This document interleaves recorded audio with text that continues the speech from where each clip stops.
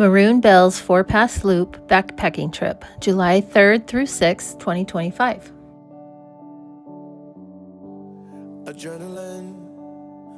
There were 8 of us: Becky, Jason, Cole, Rachel, Heather, Kim, and Mike.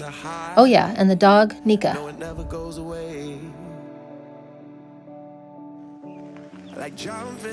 I was so lucky to be able to hike with my daughter and her husband and his parents and my good friends.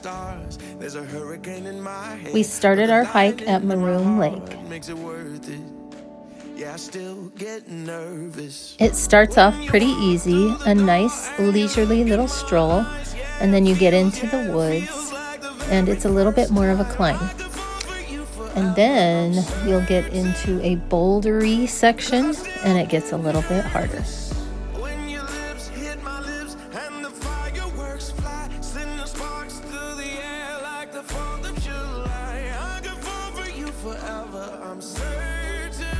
At about the 2-mile mark, you'll start passing Crater Lake. It goes on for a little while and you can walk next to the lake for a little bit.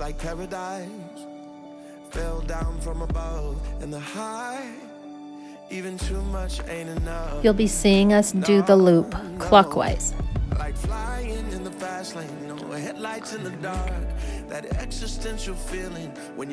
Since we went in early July, we saw lots of waterfalls and lots of river crossings.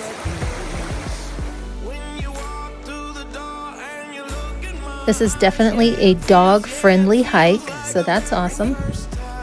We were doing a 3-night, 4-day trip, so the first day we didn't start until after 5 o'clock because the parking permits don't let you get into the parking lot before 5. You can start earlier if you take a shuttle bus up to the parking lot. So our first day was a bit shorter, just a little over 5 miles. This is our last water crossing before we got to our campsite. We made it to our campsite in about 5.3 miles and about 1,800 feet of elevation gain.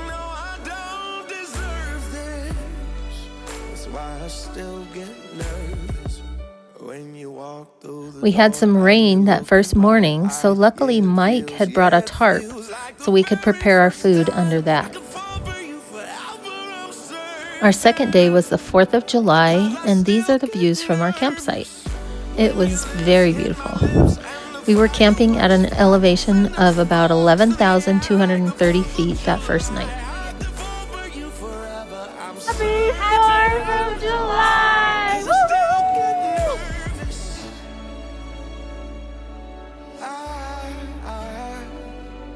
I still get nervous. On this second day, we had about 8 miles to cover and 2 passes to climb, for a total of 2,000 feet of elevation gain. Our first pass we would go up would be the West Maroon Pass, and that's at 12,502 feet.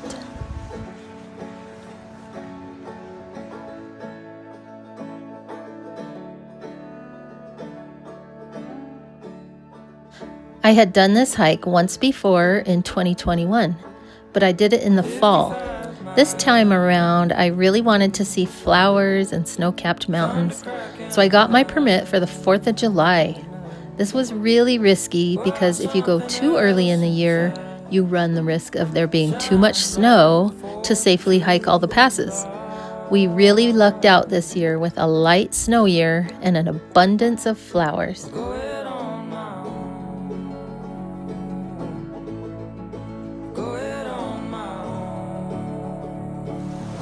A really great thing about this hike is that you don't have to carry much water. There are water sources all over.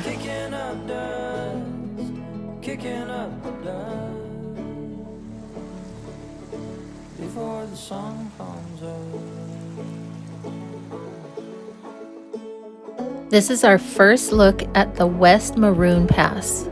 As you can see, it's a little bit daunting. But if you just put one foot in front of the other, you'll eventually get there.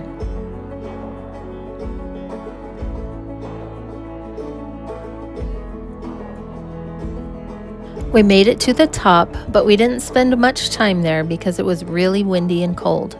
So most of our group just went straight down. By this point, we had only come about a mile and a half.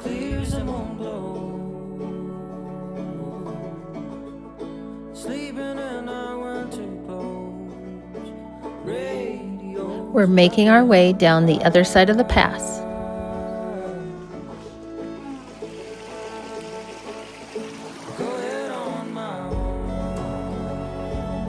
This downhill portion is about a mile long, and you drop about 700 feet of elevation.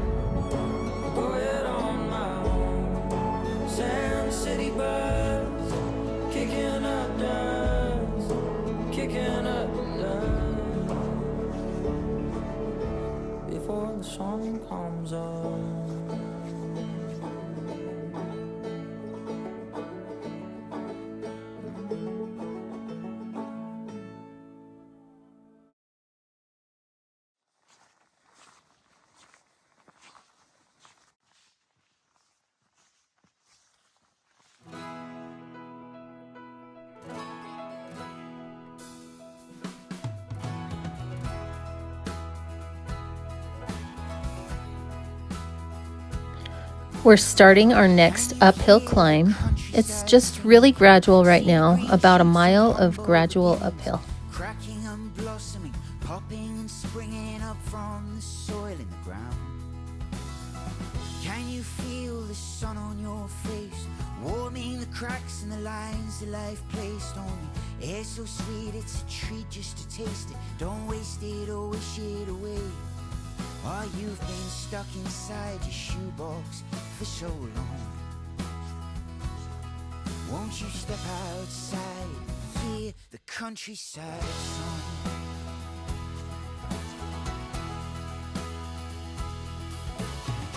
Can you hear the countryside singing? Can you see the spiders and webs that they're spinning? Pale as milk, shining like silk, glistening in the morning rain. Have you seen the candy floss clouds, blooming white pillows that billow so proud? Tell me the shapes and the faces you see. Now you're free to stare up at the sky. We got to this section and looked to our left and saw this gorgeous valley and just had to sit and enjoy it a while and take it all in. I was definitely crying here. It was really overwhelming. It was so beautiful. Pictures definitely don't do it justice. It was so pretty.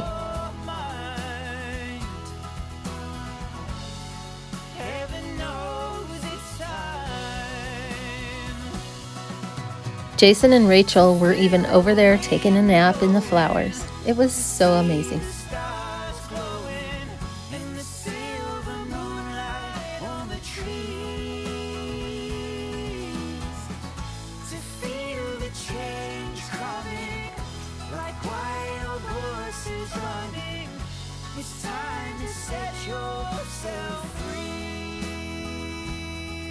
We're now starting up the last part of Frigid Air Pass. It's a pretty tough pass to climb, topping out at about 12,419 feet.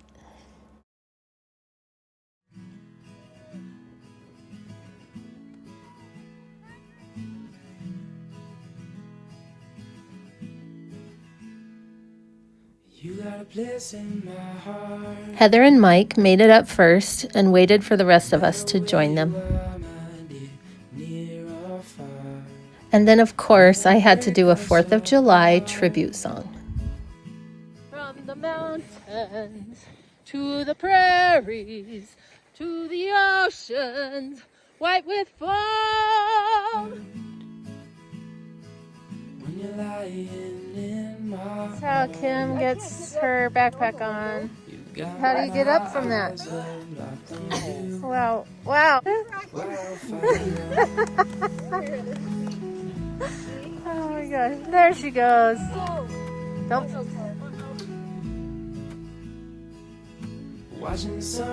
We were definitely beat by this point, having gone over 2 passes in just 4 miles. But the rest of the way was downhill. 4 miles of downhill to get to our next camping spot. I remember at this point I was really dehydrated. I was just so tired. I didn't want to filter water. and Kim was so nice and filtered water for me and made me drink. We were just really tired. We kept passing campsites and thinking, oh man, we should just camp here. But we knew we wanted to get as far down as possible, so our next day could be a short one. Here's a recap of our hiking day.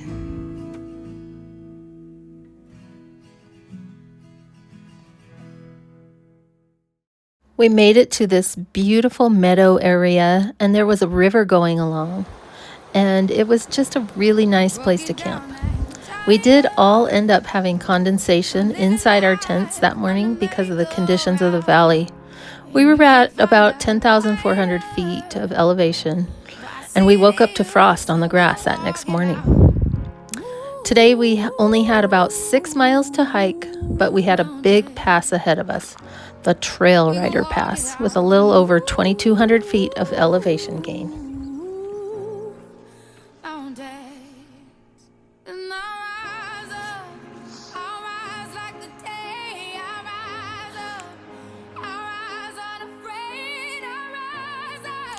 Today, Jason woke up feeling really sick. He was suffering from some altitude sickness.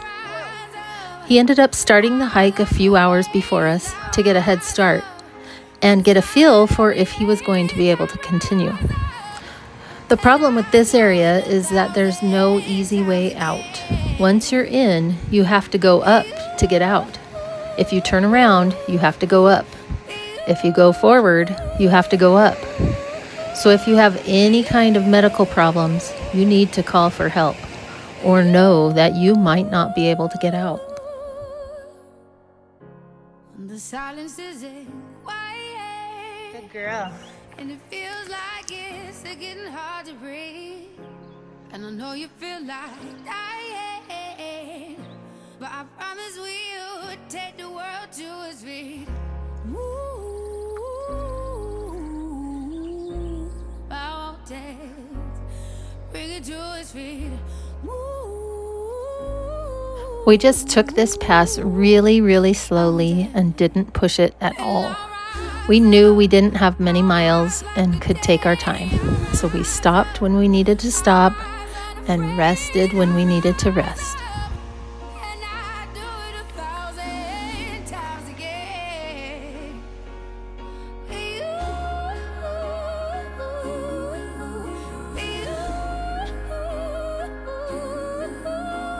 This was definitely the hardest pass to get up.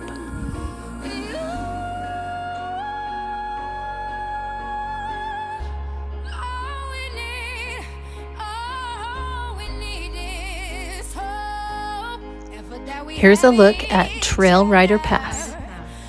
It just goes up and up and up.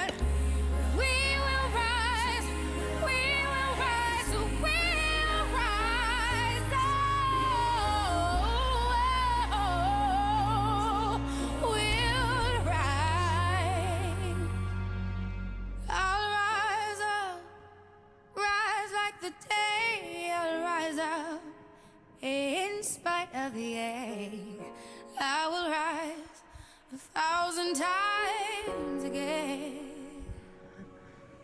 And we'll rise up, I like the waves, we'll rise up in spite of the air. There was never a more beautiful sight to see than Snowmass Lake from the top of this pass. We made it up to 12,428 feet.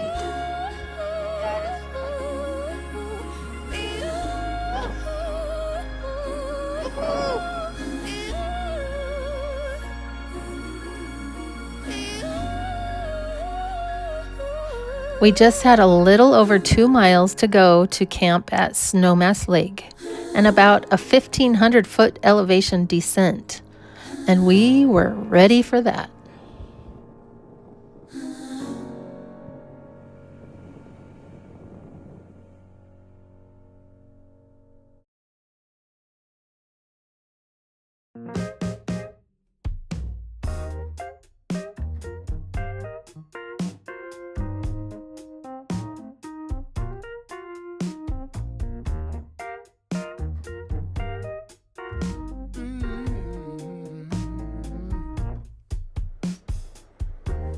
looks like we made it. Look how far we've come, my baby. Might have took the long way. We knew we'd get here someday. They said, I'll bet they'll never make it. But just look at us holding on. Still together, still going strong. You're still the one. This is the snow crossing that if you go too early in the year can be really dangerous. Belong to. Still the one that I want for life. Still the one that I love. Only one I'm dreaming of. You're still the one that I kiss. Snowmass Lake was a dream. It felt so great to take a swim and cool ourselves off. We beat the odds together. Here's a recap of our day 3 hike. Think of what we would be missing. We camped over in the island section of the lake, and it was definitely crowded. Everyone wanted a lake view. But it was so worth it to have that lake view, and oh my gosh, to wake up in the morning to that beautiful lake. I don't think I've ever seen water more still. It was mind-boggling. You're still the one that I run to. One that I belong to. Still one that I want. We camped at about 11,000 feet. This morning, Jason woke up feeling even worse. He really had to make a decision now. He was considering staying at the lake one more day to rest to see if that would help. But he ultimately decided he just needed to get out of there. So we decided we would keep going. We had one more pass to get over, and we would just take it slowly.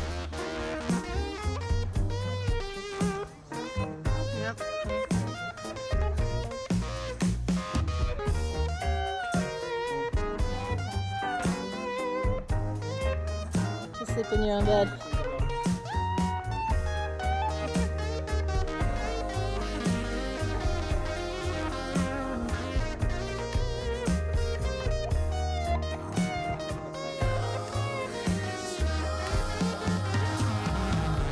Still the one that I run to. One that I belong to. Still the one that I want. The one that I want for life. Yeah, still the one that I love. Only one I'm dreaming of. We're making our way up our last pass, Buckskin Pass. We had about 1,500 feet of elevation gain, and this was our favorite pass. We just took it very slowly and tried to enjoy it as much as we could. The views were amazing with Snowmass Mountain in the background the whole way. So beautiful. It was really, really, really lovely.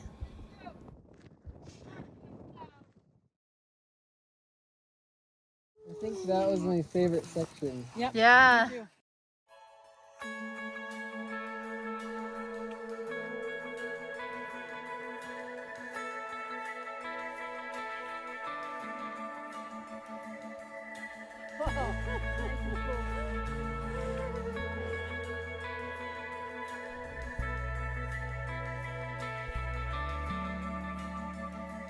Let it go. Let it roll right off your shoulder, don't you know? We had fun playing in the snow at the top of the pass, ate lunch, and then made our way down. We had a total of 9 miles today, so it was no walk in the park. But the hardest part was over, and we only had 5 miles left. The downhill section gave a new sense of hope to Jason and an added spring in his step.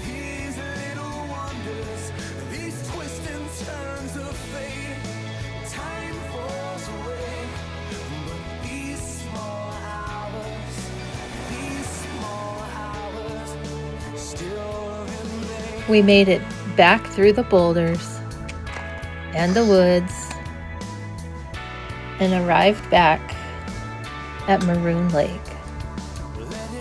No lie, this was a really tough backpacking trip, but the rewards every single day were so worth it. One of the most beautiful places I have ever seen. Big mountains, awe, majesty, awesomeness.